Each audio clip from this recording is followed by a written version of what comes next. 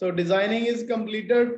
हम आज भी EIGRP कर रहे हैं और आपकी IP एड्रेसिंग डन है, ठीक है। और अगर मैं अब R1 के ऊपर जाऊं और मैं शो IP रूट की कमांड लगाऊं यहाँ पे, तो आप देखोगे यहाँ D से रूट आ रहे हैं और वाया 10002 मेरा सिर्फ एक रूट आ रहा है 20 का, बाकी सारे रूट वाया 30 से आ रहे हैं।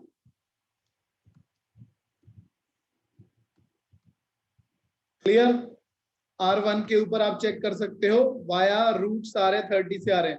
और हमने AD चेंज करके देख ली थी, maximum path, metric weights, authentication सारा डन कर लिया था। अब क्वेश्चन ये राइज होता है कि शो IP रूट तो राउटिंग टेबल है, शो IP EIGRP टोपोलॉजी, ये जो चीज है यहाँ पे, इसके अंदर क्या होता है और कैसे हम काम करते हैं, सक्सेसर कैसे बनते हैं, फिजिबल सक्सेसर कैसे बनते हैं। तो आप देखोगे सिर्फ 2 रूट के लिए देखना ध्यान से, 6-6-6 2 के लिए, 6-6-6 1 के लिए, एक एक सक्सेसर लिखा हुआ है इन्होंने और बोला हुआ है कि FD वैल्यू इज दिस। अब क्वेश्चन ये है what is FD value, feasible distance क्या होता है। और अगर सक्सेसर बेस्ट रूट 1 है, उसकी जो FD है वो यहां लिखी हुई है, देखो 23,74,656, और नीचे वाले की जो FD आ रही है 28,35,456 ऐसे आ रही है।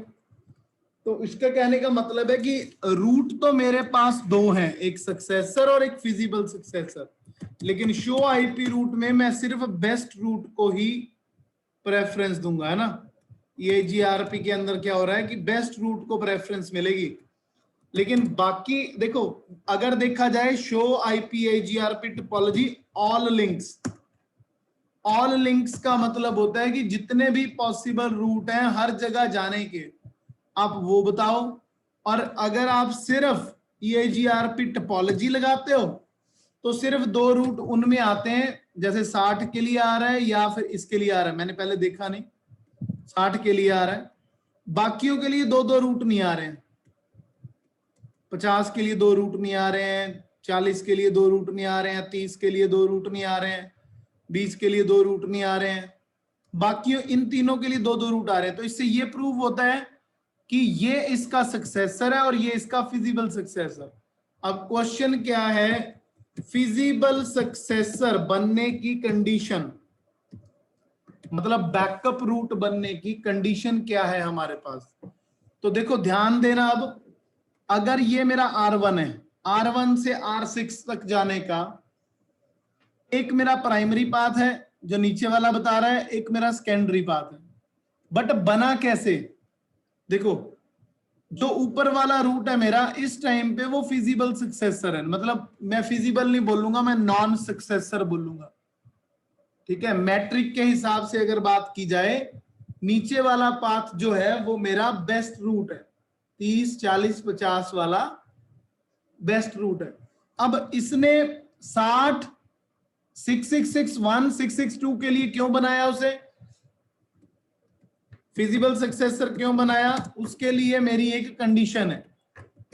कंडीशन क्या है, देखो लिखवाता हूं, if a non successor route RD और AD एडवर्टाइज डिस्टेंस, कहते हैं अगर नॉन सक्सेसर रूट का रिपोर्टेड डिस्टेंस या एडवर्टाइज डिस्टेंस, लिख देता हूं मैं, रिपोर्टेड या एडवर्टाइज्ड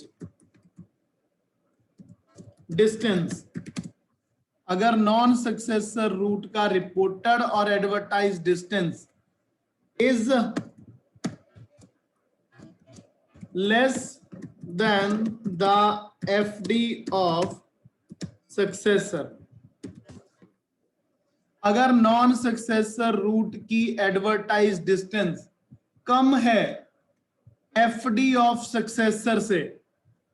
अब पहले क्वेश्चन ये राइज हो गया, मैंने तो एक लाइन लिखवा दी यहां पे कि नॉन सक्सेसर रूट की RD अगर कम है FD ऑफ सक्सेसर से, तो then that is known as feasible successor. कहते हैं पहली बात मेरा बेस्ट रूट है, बेस्ट रूट की जो एफ डी वैल्यू होगी वो बैक की आर डी वैल्यू से कम होनी चाहिए। अब आर डी और एफ डी यहां पे दिख रही है, ठीक है जी। अब क्या है जी आर डी और एफ डी, देखना ये जो यहां पे लिखी हुई वैल्यू होती है ये एफ डी होती है, ये जो वैल्यू लिखी होती है इसको बोलते हैं रिपोर्टेड डिस्टेंस, इसको बोलते हैं फिजिबल डिस्टेंस, इसको बोलते हैं रिपोर्टेड डिस्टेंस। अब अगर थोड़ा और डिटेल थ्योरी में जाएं, देखो एफ डी हो गया फिजिबल, थ्योरी पढ़ा रहा हूं ये, इसको आप बोल सकते हैं metric, METRIC, metric to the neighbour plus metric reported by the neighbour, ROPORT, reported by the NEIGHPOR। जबकि जो मैं RD लिख रहा हूं, RD या AD, जिसको मैंने बोला है आपको रिपोर्टेड या एडवर्टाइज्ड डिस्टेंस, ठीक है, ये होती है सिर्फ और सिर्फ metric reported by the neighbour. FD value होती है आपकी metric to the neighbour plus metric reported by neighbour. आप ये भी बोल सकते हैं total metric from source to destination. Total मतलब यहां से लेके R1 के यहां से लेके यहां तक जाने का जो टोटल मैट्रिक आएगा, जो मैंने आपको एक कैलकुलेशन फॉर्मूला भी बताया था, सिर्फ आपको थ्योरी के अंदर बताया था metric formula, EIGRP metric calculation, इसमें नहीं दिया हुआ उन्होंने, तो मैं दूसरी बुक लॉजिक, ये मैंने तो नई वाली टैब खोल ली थी, EIGRP मैट्रिक। अब आपको एक वो दिखेगा यहाँ पे फॉर्मूला, कैलकुलेशन फॉर्मूला आ गया ये, एक सेकेंड, ये कौन सी वाली बुक में से बताया था मैंने आपको, EIGRP मैट्रिक कैलकुलेशन, अभी आ जाएगा। अगर आप बुक खोल के देखोगे आपको बहुत सारी चीजें दिखेंगी। वैसे तो इसका फॉर्मूला होता है 256, इसमें जो लीस्ट बैंडविड्थ होती है वो देखना है, 10⁻⁷ के साथ होती है, प्लस कॉम्युलेटिव डिले होता है इसका। चलो जितना टाइम ये ले रहा है उससे बेटर है कि मैं आपको दूसरी बुक, क्विक रेफरेंस में चलते हैं, जल्दी मिल जाएगा। EIGRP का मैट्रिक कैलकुलेशन ये है जी फॉर्मूला। हाँ जी, एक स्टूडेंट ने बोला जी ये खतरनाक सा फॉर्मूला है, पढ़ा होगा जी आपने, बट देखो ये फॉर्मूला है 256 K1 मल्टीप्लाई 10⁻⁷ लाइक दिस, है ना। बट एक चीज तो नोट करो, K1 K2 K3 K4 K5 ये मैट्रिक वैल्यू होती हैं, जिनमें से K1 और 1 होता है और K3 1 होता है। तो K2 अगर 0 है तो ये वाली वैल्यू चलेगी, और K5 K4 अगर 0 है तो ये भी इग्नोर कर दी जाएंगी वैल्यू। तो अगर ये वैल्यू इग्नोर हो गई तो मेरे पास फॉर्मूला बचता है 256 मल्टीप्लाई 10⁻⁷ बाइट्स के अंदर होगा ये, अगर 10⁻⁴ है तो किलो बाइट, मतलब 10 MB का लिंक है मान लो मेरा, और उसके बाद बैंडविड्थ मिनिमम से डिवाइड करके टोटल डिले के साथ मल्टीप्लाई कर देना। अब डिले भी आपके लिंक के हिसाब से होता है, तो अगर डिफॉल्ट के वैल्यूज यूज की जाए तो 256 multiply bandwidth plus cumulative delay, जो भी वैल्यू आएगी उसको सर्च करने के बाद ये निकलता है। ठीक है जी, मतलब ये हमने अभी निकाल के नहीं देखना, ये 30002 वाला रूट ये इसकी FD वैल्यू है और ये इसकी RD वैल्यू है। ठीक है, अब 300 वाला तो मेरा है सक्सेसर। सक्सेसर किसको बोलते हैं? Best route. सक्सेसर क्या है मेरा? वाया 30002। तो जो 10 वाला रूट है वो फिजिबिलिटी कंडीशन को कैसे एक्सेप्ट कराएगा? देखो ये नॉन सक्सेसर है, अगर नॉन सक्सेसर रूट की आरडी, नॉन सक्सेसर रूट की आरडी कितनी आई है? ये अगर ये कम है एफडी ऑफ सक्सेसर से, देखो ये 2 लाख सॉरी ये 23,23,000 है, ये 23,74,000 है। तो सक्सेसर की एफडी है, नॉन सक्सेसर की आरडी है। अगर ये कंडीशन सक्सेसफुल होती है तो जो रूट ऐसा रूट होगा, नॉन सक्सेसर रूट होगा, वो बन जाएगा फिजिबल सक्सेसर। क्लियर? मतलब R1 से लेके 6661 तक ये रूट मेरा बेस्ट रहेगा, ये मेरा रहेगा बैकअप। अगर आपको ऐसे समझ में नहीं आता, मैं एक चीज बताता हूं। मान लो ये मेरा 100 है कॉस्ट, ये मेरी 200 है कॉस्ट, और ये मेरी 50 है कॉस्ट। ठीक है, कॉस्ट लिख रहा हूं मैं। R1 से लेके R2 तक मतलब जो मेरी कॉस्ट है वो 100 है, R2 से R5 200 है, R5 से R6 50 है। नीचे ये मेरी कॉस्ट मान लो 20 है, ये भी कॉस्ट मान लो मेरी, वैसे अंदाजा लगा रहा हूं, 30 है, और ये कॉस्ट मेरी 40 है। ठीक है जी, और ये लास्ट भी बच रही है, ये तो है ही 50 है।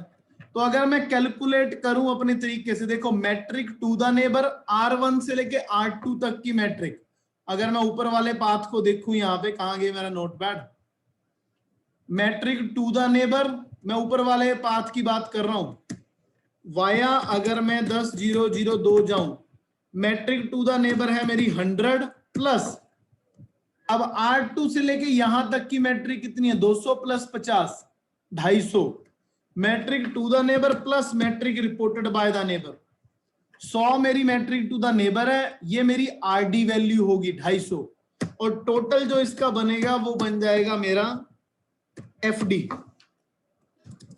ये मेरी आरडी है, ये टोटल मेरी एफडी है ऊपर वाले रूट के हिसाब से।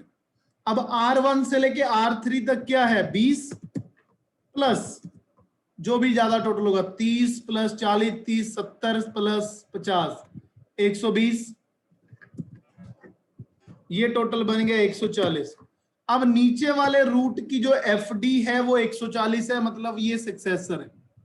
कहते अगर नॉन सक्सेसर रूट की आरडी, ये वाली चीज, इससे लेस हो तो वो बन जाता है फिजिबल सक्सेसर, लेकिन मेरी कंडीशन के हिसाब से नहीं है तो नहीं बनेगा। अगर मान लो इसकी आरडी कम होती, आरडी मतलब ये वाली चीज, मान लो यहां पे 90 होता या 80 होता, ठीक है, तो 80 प्लस 5 230 टोटल बनना था इसका, 230, और यहां आना था 130।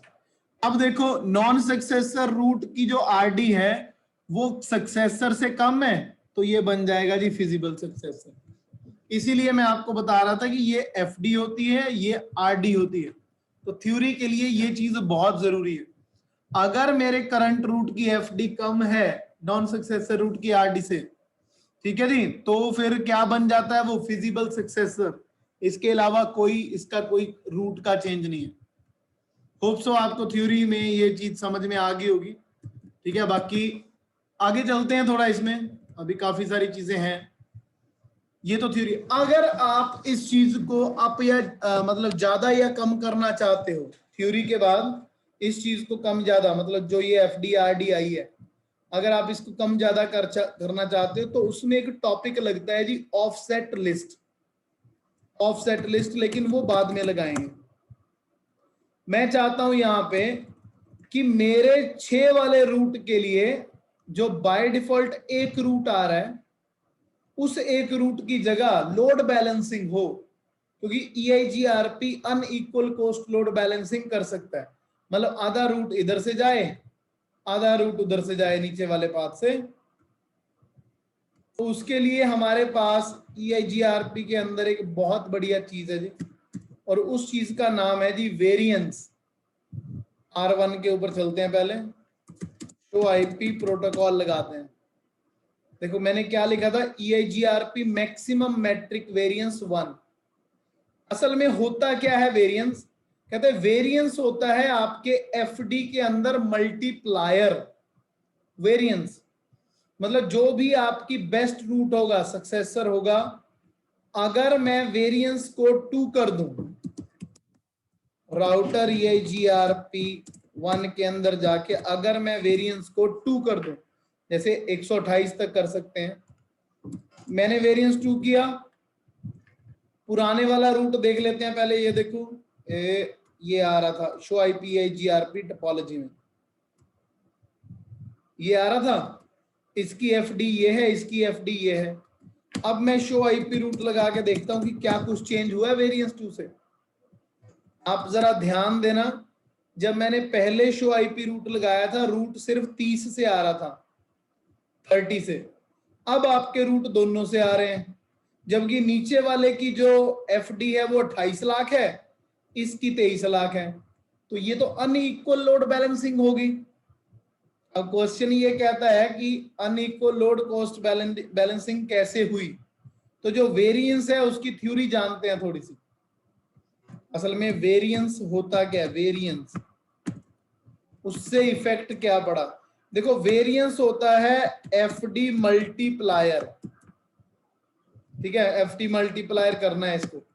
मतलब अगर वेरिएंस 1 है तो जो भी मेरी FD आ रही थी पहले, ये आ रही थी मतलब सक्सेसर की, तो इसके मल्टीप्लाई कर देना था इसके साथ और ये वैल्यू आ जानी थी।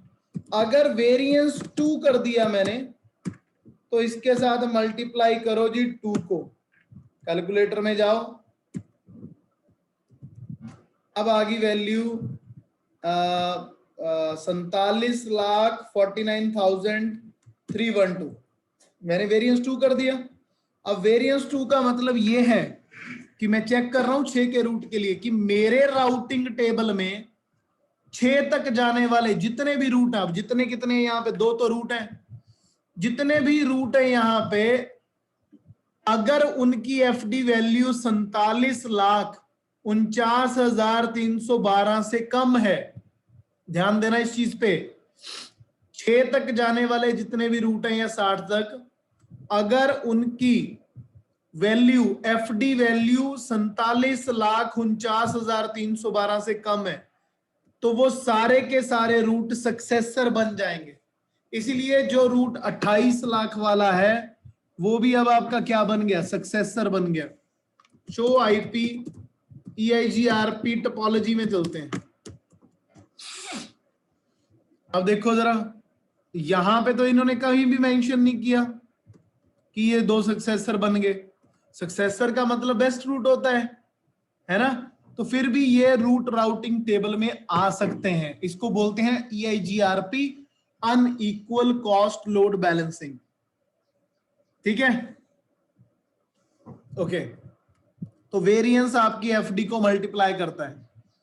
अच्छा, अब मान लो एक छोटा सा टास्क, ऑफसेट लिस्ट कर ही लेते हैं आज। मान लो अब आप चाहते हो क्या बनाए हम इसकी गेम, आप चाहते हो कि ये जो रूट है ये सिर्फ एक रास्ते से आए, ना तो आप AD चेंज कर सकते हो, ना आप मैक्सिमम पाथ चेंज कर सकते हो, ना आप कोई और ट्रिक यूज कर सकते हो। तो अगर आप मैट्रिक को बदलना चाहते हो, लोड बैलेंसिंग तोड़ना चाहते हो, तो आपको करना क्या पड़ेगा, जिस रूट की आप लोड मतलब राउटिंग टेबल में नीड नहीं चाहते हो उसकी FD को आप क्या कर सकते हो, इस वैल्यू से ज्यादा करना है आपने, मतलब मैट्रिक को मैनिपुलेट। अगर आप नीचे वाले रूट की जो FD है उसकी वैल्यू को किसी भी तरीके से 47,49,312 से कम कर दो, मतलब जैसे अगर कम कर दे तो कितनी वैल्यू चाहिए मिनिमम, मतलब इसमें 19,13,856 की जगह 20 लाख जोड़ दो मान लो इसमें, तो 20 लाख जोड़ेंगे तो ये वैल्यू क्या हो जाएगी, 48 लाख हो जाएगी। 48 लाख वैल्यू पे रूल क्या कहेगा कि ये तो जी मैट्रिक इससे कम नहीं है, तो ये लोड बैलेंसिंग से बाहर हो जाएगा। लेकिन अब इस चीज को करना कैसे है, उसके लिए एक टॉपिक है जी ऑफसेट लिस्ट। ऑफसेट लिस्ट आपका मैट्रिक ट्यूनिंग के लिए होता है, अगर आपने एफडी को कम ज्यादा करना हो। तो मैं चाहता हूं इसकी जो एफडी है वो बढ़ जाए, तो पहले मैं एक कमांड लगाऊंगा एक्सेस लिस्ट 1 परमिट, इस रूट से आ रहा है ये, ठीक है, वो डालना है। अच्छा रूट तो ये है 6662 और इसका वाइल्ड कार्ड मान राउटर ये GRP1, कमांड है जी ऑफसेट लिस्ट 1, रूट आ रहा है मेरे पास इनबाउंड के लिए। आप इसके अंदर कितनी वैल्यू ऐड करना चाहते हो, मैंने क्या किया 20 लाख कर दी, 20,000 20 लाख, और कौन से पोर्ट से की है, सीरियल 1Y0 से। मैंने ये वाली चीज कर दी। ये चीज करने के बाद शो आईपी GRP टोपोलॉजी में आप जाओगे, कहां गया ये, अच्छा मैंने अभी वो नहीं लगाया था ना क्लियर आईपी रूट स्टार, वरना फास्ट हो जाता है। वैसे आ चुका था नेबर।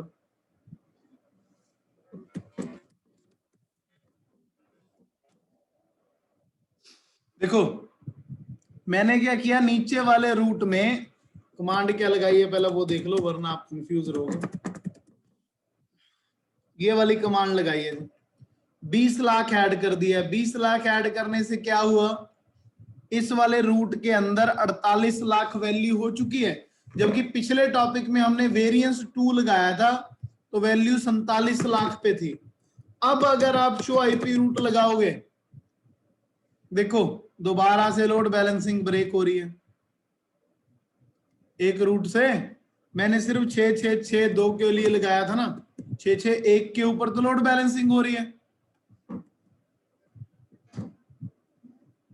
हाँ जी,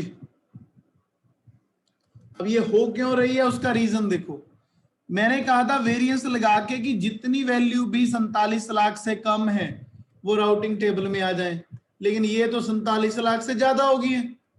तो अब भी अगर आप पंगे लेके वेरिएंस का प्रैक्टिकल करना चाहते हो तो वेरिएंस 3 कर दो, ठीक है। और अगर आप लोड बैलेंसिंग नहीं करवाना चाहते तो वो आपकी विश है।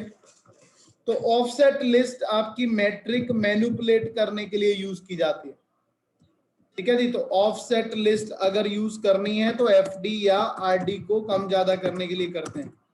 हाँ जी बिल्कुल, बहुत है जी आज के लिए। कल हम EIGRP स्टब के बारे में पढ़ेंगे, कल हम EIGRP की समराइजेशन करेंगे, कंप्लीट समराइजेशन करेंगे, ठीक है। स्टब एरिया के साथ और समराइजेशन करेंगे पूरा, इससे ज्यादा कोई टॉपिक नहीं रहेगा। आज आप इसके ऊपर प्रैक्टिस कर लो और जो जो मैंने थोड़ी थ्योरी बताई है वो भी आप लर्न कर लो।